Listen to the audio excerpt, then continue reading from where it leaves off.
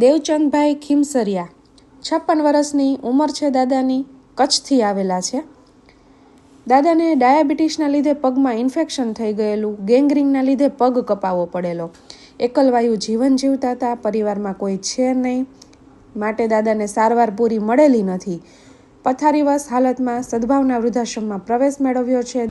એકલવાયુ જીવન જીવતા હોય, સારવાર કરાવવા માટે, ધ્યાન રાખવા માટે કોઈ પરિવારમાં માણસ ન હોય ત્યારે ખરેખર વૃદ્ધ હેરાન થતા હોય છે. માટે દાદાએ સદભાવના વૃદ્ધાશ્રમનો સહારો લીધો છે.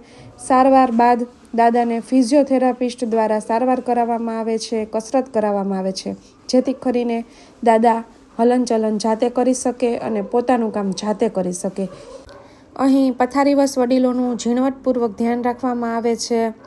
આપની આજુબાજુમાં પણ કોઈ આવા નિરાધાર, એકલા અને પથારીવશ વડીલો હોય તો સદભાવના વૃદ્ધાશ્રમમાં જરૂરથી પહોંચાડજો. ધન્યવાદ.